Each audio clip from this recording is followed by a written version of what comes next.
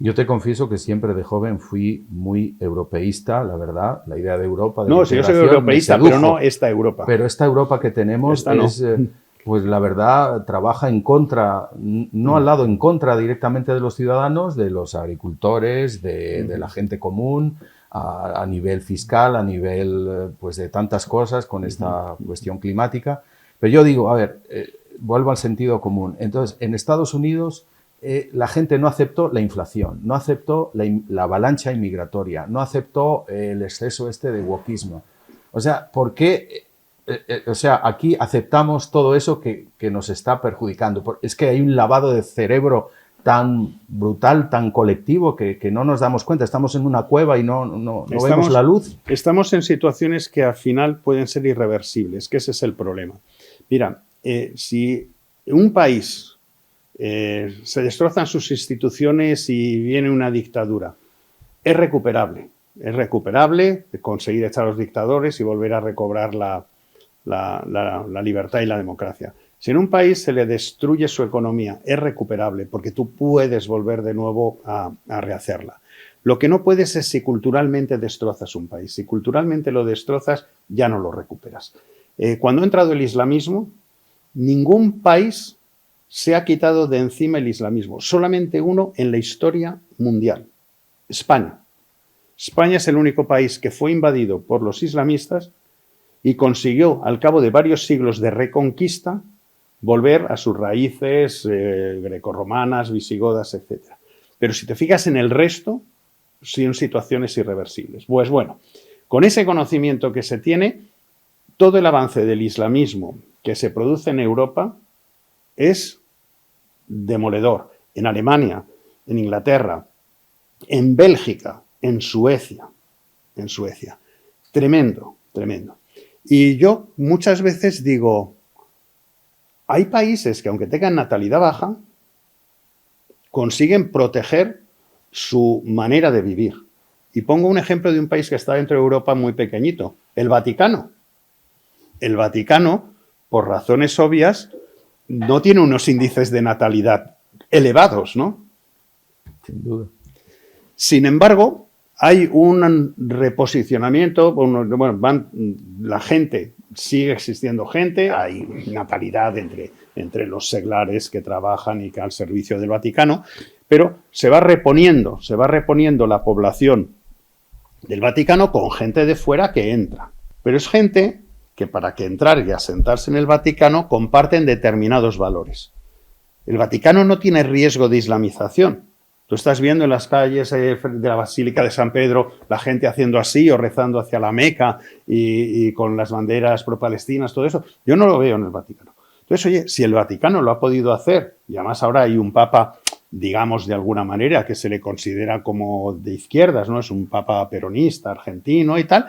Y dices, oiga, ¿por qué no imitamos lo que hace el Vaticano en Europa? Que Europa tiene baja natalidad, hay una reposición de gente que viene de fuera, pero es gente que cumple, pues oye, pues determinadas cosas, de que son más fáciles de asumir. Y yo creo, ya vuelvo a decir, que a mí me inspira mucho la política de inmigración del Vaticano y que deberíamos de aprender de ella. Pero sabes que eso es un anatema, eso sería imposible con la gente que está dirigiendo en Europa y en los países. Bueno, solamente el hecho de mencionarlo ya, obviamente, racista. Hay muchos países que están haciendo. No tiene. Es que aunque no sea un tema de raza, lo sabemos. No tiene islamófobo, perdón. Sí, islamófobo, no tiene que ver con el tema de raza, ni tiene que ver con el tema de religión. El tema es que el Islam no es una religión solamente. Es un modo de dirigir las sociedades. Y entonces eso es el peligro que tiene, porque la Iglesia Católica, los estados en Europa suelen ser estados laicos. Pero es que el Islam, y la Iglesia Católica acepta, oye, que el Estado sea laico, pero es que el Islam lo que pretende es cómo dirigir esas sociedades en el plano político y no solamente en el plano espiritual. Y ese es el peligro. ¿Cómo es posible, ahora que se dice eso de la memoria histórica, hay que, claro, remontarse muchos siglos y darse cuenta de que aquí se vivió, como acabas de mencionar, pues esa invasión musulmana que duró casi 8 siglos, pero que fue el único país del mundo que se la sacudió, porque eso que nos enseñaron incluso de que había una convivencia pacífica, una coexistencia ejemplar, pues es mentira, y lo dicen los historiadores que lo han es mentira, investigado. son juzgados. Mira, en el caso de Marruecos, concretamente, en Marruecos los autóctonos eran los bereberes, porque Marruecos no había, el Islam avanzó por todo el arco mediterráneo y se hicieron. Bueno, pues los bereberes ahora de alguna manera pues son los grupos y las sociedades más pobres que pueden existir dentro de Marruecos. Es decir, el tema no es así como ahora trata la gente de reinventar la historia. Y afortunadamente, viendo un poco cuál es la situación, el resultado yo creo que fue positivo el de la Reconquista, porque si no se hubiera producido esa Reconquista, posiblemente España, basta ver otros países que en esos momentos esas mismas tribus que venían de Oriente, que conquistaron todo ese arco mediterráneo, pues cómo podría ser España hoy en día mirándonos en el espejo de esas sociedades. Y España está en el otro lado de ese espejo, afortunadamente gracias a ese esfuerzo de la Reconquista. Y quien diga otras cosas, pues son majaderías y bueno, uno ya está muy acostumbrado a escucharlas. Lo curioso es que yo digo el tema de la memoria histórica, o sea, que lo mencionen, pero para ciertas cuestiones muy cercanas y muy discutibles y sin duda muy partidistas, pero que no se fijen en esa visión macro de la historia, de esa invasión musulmana y la clase de país que tuvimos aquí, de una guerra perpetua durante un montón de siglos y que no hubo, vuelvo a repetir, no hubo coexistencia, hubo una situación tremenda de esclavitud, de muerte, de destrucción, porque es lo que hubo, no hubo una situación realmente pacífica, en algunas épocas así muy, muy aisladas. Entonces, ¿por qué no se tiene presente, por qué los españoles y los europeos no se dan cuenta de que se vivió ese infierno y de que, cuidado, se puede volver a producir? Porque la coexistencia tranquila de dos religiones, que no es una religión, es un totalitarismo, como dijeron, me acuerdo, Pim Fortuyn en Holanda, es un totalitarismo. Entonces, es difícil el conciliar, el lograr, pues no sé, negociar y decir, bueno, vamos a convivir todos juntos y en paz y cada religión, bueno, mira, es difícil eso. Lo que debería hacer la gente es informarse mejor y por otro lado, que hubiera libertad de información, saber exactamente las cosas que están sucediendo y quiénes son los protagonistas de esas cosas que no nos gustan y que suceden, pero como eso está absolutamente prohibido, fenomenal. Tú tienes un ejemplo que es el Líbano. El Líbano ha sido uno de los países cristianos más desarrollados de toda esa zona. En el momento en que los cristianos empezaron a ser minoría, porque abrieron las puertas con ese buenismo a los refugiados palestinos, a refugiados de tal, llegó un momento en que pasaron a ser una minoría y estaban encerrados en sus casas, porque si salían a la calle podrían ser parados y asesinados en la misma calle. En estos momentos el Líbano es un estado fallido. Y era uno de los estados, era como la Suiza de Oriente Medio, un estado cristiano. Entonces, esas cosas se pueden perfectamente repetir, porque la mentalidad de quienes hicieron eso sigue siendo la misma de los que están entrando aquí. Entonces, pues bueno, ya te digo, no es un tema racista. A mí me da igual el color de la piel que tenga un islamista, y los hay de colores muy distintos. Es un problema de valores y de principios. Y yo no quiero, aquí en mi país, tengo una niña de 5 años, yo no quiero que crezca, que tenga 17 o lo que sea, y que este país no sea la España que yo quería, la España que yo viví, una España en la que te pasaba algo en la calle a una mujer y salían todos de todos los sitios a defenderla y a protegerla, o le pasaba en el autobús o en el metro. No quiero que esto se convierta en otro tipo de país que no me gusta. Y yo creo que no le gusta a ninguno de los españoles. El único problema es por qué alguien que no sabemos quién ni cómo le hemos votado nos obliga a que cambiemos culturalmente y hagamos un trabajo de ingeniería social para destruir la cultura del país que amamos. ¿Y qué solución ves? Porque la palabra deportación asusta y tiene ese tinte de discriminación. Mira, primero, cuando alguien te dice que hay, y lo dice en este sentido en España, el Partido Popular y el Partido Socialista Obrero, vamos a legalizar a 500.000 inmigrantes ilegales. Vamos a ver. De esos 500.000, muchos de ellos rompieron sus pasaportes según venían en la patera y se acercaban a nuestras costas. Entonces, no tenemos información sobre sus antecedentes penales. ¿Tú vas a legalizar gente de la cual desconoces sus antecedentes penales y todo? Si cuando tú quieres entrar legalmente en un país tienes que rellenar las instancias, etcétera y tal. ¿Cómo se va a legalizar? Tú lo que tienes que hacer, oye, es decir, a la gente, enterarte bien de quién es cada uno, de sus cosas, y tú no tienes por qué a todo el que le apetece darle aquí una carta de entrada y permitirle, y sobre todo, aquel que comete un delito, mandarlo fuera de manera inmediata. ¿Y qué haces con los que ya están aquí, que se han nacionalizado? En Francia, por ejemplo, ya suponen casi 5 millones de personas, son obviamente ciudadanos franceses con derecho a voto y ya deciden incluso el color político de la alcaldía, de la región y sí, incluso del país. Aquí no estamos todavía en esa situación y de lo que se trata es de no llegar a esa situación. De lo que se trata es de no llegar. Porque, lógicamente, la situación que tenemos en Suecia y la que tenemos en otros países es alucinante, donde se está rechazando incluso la cultura sueca, porque parece ser que entonces se sienten ofendidos los nuevos visitantes.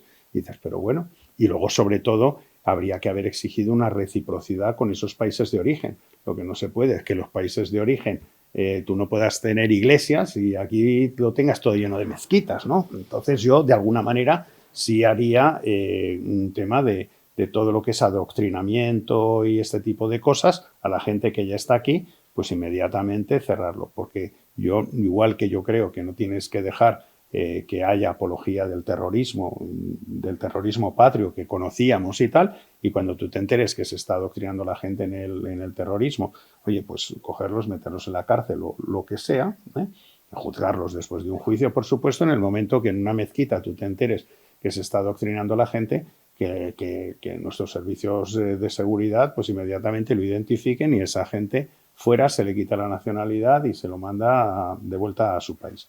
Hay un tema muy interesante que lo habrás visto en algún momento en redes, donde yo conozco muy bien Dubái, Abu Dhabi, Emiratos, Arabia Saudí y tal.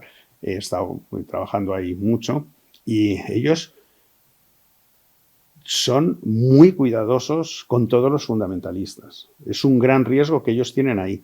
Y lo que están alucinados es cómo Europa, gente que ellos no quieren ahí, entran tan fácilmente en Europa y se pueden quedar a vivir en Europa.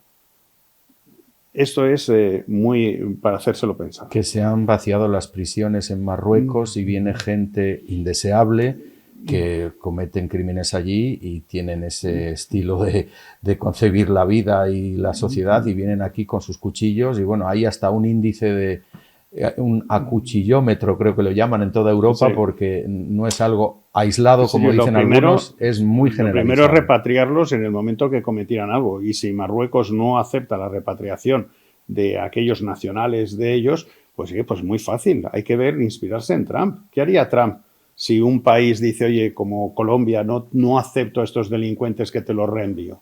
Pues habrá que hacer algo, no somos importantes Europa, en vez de ser un chiste. Pues habría que decir, oiga, Marruecos, si usted no acepta recibirlos, tal. Y si no, en ultimísimo caso, un Guantánamo, que es lo que también hace Trump. Oye, pues mira, si esta gente no los recibe su país y yo no los quiero aquí, pues vamos a buscar un sitio donde los podamos dejar. Pero es que aquí no los queremos. Es que, ¿por qué yo tengo que aceptar que un delincuente que ha acuchillado a varias personas o que ha violado a tal pueda seguir por las calles aquí en España si no es un nacional español? La izquierda va a decir que se está estigmatizando a una minoría, pues sí, cuando en realidad no son unos pocos, son casos aislados. No se puede culpar a toda una comunidad de la acción de algunos individuos. Si los propios que están legalmente aquí son los más interesados en que estos sinvergüenzas se vayan, precisamente para eso. Y luego te quiero decir una cosa. Yo llevo en Marruecos, es mi segundo país. Yo llevo en Marruecos desde los 18 años yendo constantemente. Y adoro a los marroquíes y la gente de ahí. Pero yo toda la vida. Tengo muchísimos amigos. Estoy hablando, lógicamente, de delincuentes que también hay que entender que no solamente reciben marroquíes, hay de muchas nacionalidades, porque hay que entender que hay un tema cultural. En sitios donde los conflictos se resuelven a navajazos, la gente, aunque se cambie de país, tienen que, yo el conflicto lo resuelvo así, no soy de irme a un juzgado y poner una demanda. En sitios donde los conflictos, hasta un choque de coches, se ve a machetazo, ya no a navajazo, sino con machete, pues oye, tú te puedes ir a otro país, pero eso lo llevas dentro porque es en la educación en la que has recibido. Entonces, claro, y en sitios donde a la mujer se la pega un bofetón como algo normal, pues aunque te muevas a otro país, lo llevas dentro de ti eso.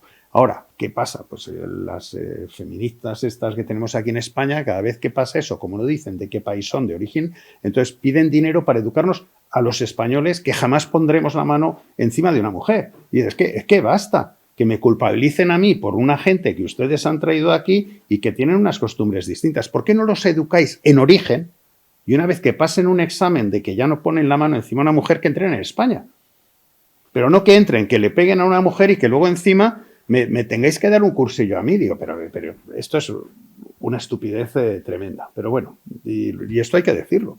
Las prisiones están llenas de esa gente, los incidentes que se producen, incluyendo violaciones, pues sí, son de esos grupos. Claro, es un tabú decirlo porque eso es discriminación, está prohibido. Muy bien, pero ya se dice, notorio. En Londres ya se ha visto con los pakistaníes, en Alemania ya se ha visto con las violaciones que ha habido en las Navidades contra chicas alemanas y tal. Se va a decir porque hay que decirlo, porque si quieres solucionar un problema, lo primero es enfrentarte a ese problema y no ocultarlo. Así es. Con nombres, apellidos y nacionalidades. El multiculturalismo, bueno, otro argumento que lo sustenta es que hace falta gente, que hay un suicidio demográfico en Europa y necesitamos emigrantes, necesitamos trabajadores. Sí, sí. Y claro, no se puede discriminar. Se dice, no, discriminar. Claro que se discrimina. No, eso es lo que dice el discurso de la Unión Europea. Claro que hay que discriminar. Es decir, yo en estos momentos necesitamos inmigrantes. Entonces necesitamos qué tipo de inmigrantes queremos. Desde el punto de vista cultural, para que se asimilen mucho más rápido y mejor. Desde el punto de vista de capacitación profesional, necesitamos carpinteros, necesitamos médicos, ingenieros o necesitamos lo que sea. Lo que ha hecho Suiza toda la vida. Y entonces tú en estos momentos tienes unos cupos y los eliges. Lo que no puede ser es lo que sucede ahora, que quien los elige son las mafias. El otro día comentaba también en una entrevista de televisión que si en España van a entrar quienes las mafias deciden y una vez que están aquí dentro los vamos a legalizar, yo le invitaba al ministro de Asuntos Exteriores español a que en las playas de Mauritania y en las playas de Senegal coloque unos chiringuitos que ponga Ministerio Español, que no pida ningún tipo de papel, solamente si le dan 3.000 o 5.000 euros para montarse en la patera, entonces que los cobramos nosotros, porque ya que van a entrar el que paga y no el que nosotros queremos, que nos llevemos el dinero nosotros, así reducimos la deuda pública y el déficit. Colócate unos chiringuitos y le quitamos el negocio a las mafias, porque puestos a que aquí entra el que ha pagado a la mafia, digo, oiga, paga usted por lo menos al ministerio y encima, pues mire, le recogemos en un barquito antes y tal y tiene menos riesgo de morirse, incluso podemos subir la tarifa, porque esto es una vergüenza. Entran aquí los que eligen las mafias, no los que elige el Ministerio de Asuntos Exteriores. Entonces, no somos un país serio, pero un país serio es el que tiene unas fronteras determinadas y toma decisiones sobre su propia soberanía. ¿Y por qué España? Mucha gente me lo pregunta y yo lo veo, creo que tú también. ¿Por qué no traemos gente justamente de nuestra cultura, de nuestro idioma, donde no hay ningún problema de integración? Son países hermanos, es familia. Pues y en cambio tenemos que traer gente que, bueno, cuesta mucho y dinero y tiempo integrarlos y a veces ni se logra integrarlos. Es que tú, si eres un médico, por ejemplo, un médico cubano o eres un médico ecuatoriano y tratas de hacer los papeles para venir aquí, para poder ejercer en España, te puedes tirar de morata y tal. Te es mucho más a cuenta coger un avión, irte a Senegal, pagar a una mafia, montarte en un cayuco y ya venir aquí. O sea, eso es el sistema mucho más efectivo y más rápido. Pero claro, es así porque lo estamos permitiendo. España no tiene soberanía en materia migratoria, entonces quiero decir que o es una cuestión de puro azar, de decir, bueno, aquí necesitamos gente que entre todo el mundo, da igual, de una forma o de otra, o sea, parece que no hay nadie al volante en el tema migratorio. Hay una lista, y se tolera a cualquiera. Hay una lista que está de la gente que en estos momentos está apuntada a la Seguridad Social porque tienen un trabajo de las distintas nacionalidades. Y efectivamente te estás encontrando que no tengo en estos momentos en la cabeza, pero que es fácil acceder a eso, y te estás encontrando un montón de inmigrantes qué porcentaje de cada uno de ellos en estos momentos pues, tienen un trabajo y están contribuyendo y cuáles de ellos no solo no contribuyen, sino están detrayendo recursos porque se les está dando recursos a ellos. Y entonces, pues bueno, pues te encuentras que no estamos trayendo mano de obra, lo que estamos trayendo es gente que cobra subsidios. Eso también, además, está sobrecargando todo el sistema de seguridad social, de pensiones, etcétera, etcétera. No sé quién hizo un estudio que efectivamente no traía a cuenta el hecho, o sea, no es un balance positivo, sino negativo, porque claro, esas personas no tienen las habilidades profesionales como para aportar, ¿no? Bueno, yo no sé, creo que en Europa, tú citabas el Vaticano, Suiza de toda la vida ha aplicado unos controles muy estrictos y yo mismo he trabajado en Suiza y claro, la duración de mi residencia duraba lo mismo que el contrato, se acababa el contrato y tenía que largarme. Y bueno, yo lo veía como fair play, o sea, correcto. Así funciona Abu Dhabi, así funciona Dubái y tal. La gente va a trabajar y tienen, en estos momentos, en el momento que termina el contrato, vuelven y no se vuelven y tal, y ni que se casen ni con un nacional. Muchas gracias por haber visto este videoclip. Si quieres la entrevista completa, pulsa aquí y suscríbete a Desde mi punto de vista para análisis sin complejos y sin filtros.